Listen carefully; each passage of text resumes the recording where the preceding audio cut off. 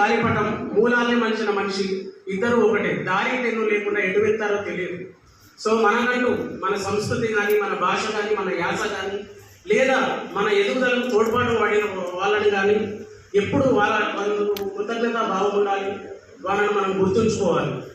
మీలో కూడా ఇట్లాంటి ఒక రచయిత ఉండొచ్చు, ఒక సచిన్ టెండూల్కర్ ఉండొచ్చు, ఒక సునీల్ ఛత్రి ఉండొచ్చు, ఒక బాలసుబ్రహ్మణ్యం ఉండొచ్చు, ఒక రాజమౌళి గారు ఉండొచ్చు, ఒక పుచ్చలపల్లి సుందరయ్య ఉండొచ్చు. చదువుతో పాటు మీలో ఉన్న ఏదో ఒక కళ, ఏదో ఒక యాక్టివిటీ, దాన్ని మీరు గుర్తించి లలిత కళలు కానీ ఏదో ఒకటి మీరు పెంపొందించుకోవాలి. అది మానసికంగా మనకు స్ట్రెస్ రిలీఫ్గా యూజ్ అవుతుంది. సో ఇట్లాంటి గురువుల మార్గదర్శకత్వంలో మీరందరూ గొప్ప గొప్ప స్థానానికి వెళ్ళి మీరు కూడా మూలాల్ని మరవని కృతజ్ఞతలు దాచుకొని ఒక 10 మందికి ఆదర్శప్రాయంగా ఎదగాలని కోరుకుంటూ ఈ కళాశాలని, ఇట్లాంటి రచయితలను తీర్చిదిద్దిన కళాశాలకి, అందులో ఉండే గురువులకి, వారి ప్రోత్సాహానికి మరొకసారి పాదాభివందనాలు తెలుపుకుంటూ ధన్యవాదాలు.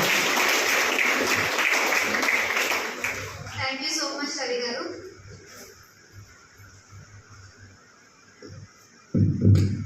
రవి గారు, మీ మాటల్లో మీరు కూడా మూలాలు మరొన్న వ్యక్తిగా మాకు కనిపించారు. నిజంగా ఆ సంస్కృతి రూపాన్ని కవితలాగా మారిస్తే ఆ కవితా రూపంలో గురువులను వెతికిన మీరు నిజంగా చాలా గొప్ప హృదయం ఉన్నారు.